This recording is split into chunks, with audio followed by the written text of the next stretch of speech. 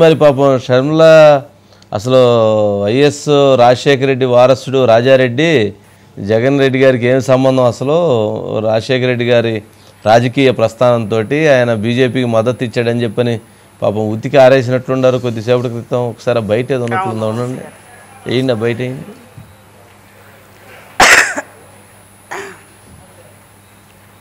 షర్మిల గారు మాట్లాడిన బయట వస్తాం కానీ ఆమె ఊరుకోదండి బాబు.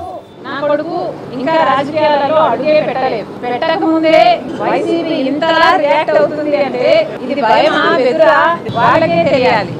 రాజారెడ్డి అని నా కొడుకుకి నామకరణం చేసింది స్వయాన రాజశేఖర రెడ్డి గారు. వైసీపీ సైతాన్ సైన్యం ఎంత అరిచికి పెట్టినా నా కొడుకు పేరు వైఎస్ రాజారెడ్డి.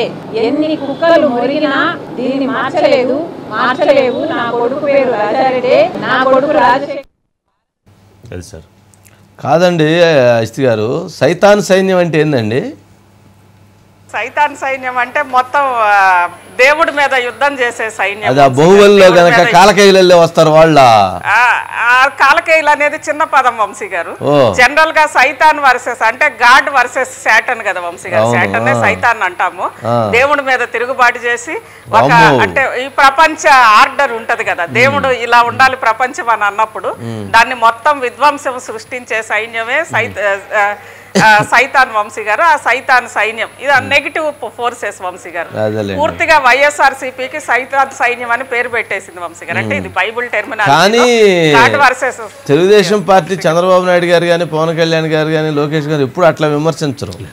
కానీ శరణ్ గారు విమర్శిస్తే దాంట్లో కొంచెం కరెక్ట్ గా షార్ప్నెస్ ఉండి తగలాల్సిన విధంగా తగిలిద్ది. సైతాన్ సైన్యము ఎన్ని కుక్కలు మురిగినా.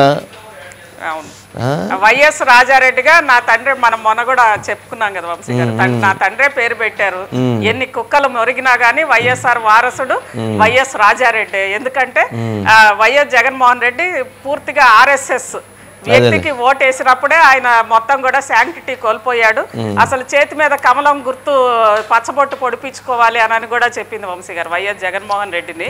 కమలం గుర్తు పచ్చబొట్టు పొడిపించుకోవాలి. ఏదైనా కానీ కేటీఆర్ గారికను జగన్మోహన్ రెడ్డి గారికి పాపం కంట్లో ఎప్పుడు గట్టిగానే గుచ్చుకునేట్లు వంశీ గారు సేమ్ జరుగుతున్నాయి వంశీ గారు. ఎందుకంటే గతంలో కవిత గారు చాలా జాగ్రత్తగా అయితే భవిష్యత్తు రాజకీయాలను షర్మిలను చూసిన తర్వాత జాగ్రత్త పడ్డారు, కొద్దిగా జాగ్రత్త పడుతున్నట్టున్నారు. ఎందుకంటే కరెక్ట్ గా షర్మిల బయటకి రాకముందు అంతకు ముందే తల్లి వాళ్ళిద్దరి మధ్య డిఫరెన్సెస్ వచ్చినట్టు, ఆమె అలిగి బెంగళూరు వెళ్ళినట్లు, అప్పుడు విజయమ్మ దౌత్యం ఇద్దరి మధ్య కూడా రాయబారం చేసి ఇలా అయితే ఎలా కుటుంబం పరువు పోతుంది అని చెప్పి విజయమ్మ చాలా ప్రయత్నాలు చేసినట్లుగా అప్పుడు అన్నారు వంశీ గారు. సేమ్ అదే ఇప్పుడు ఇక్కడ కూడా రిపీట్ అవుతున్నట్లుగా కనిపిస్తుంది. ఏంటండి మరి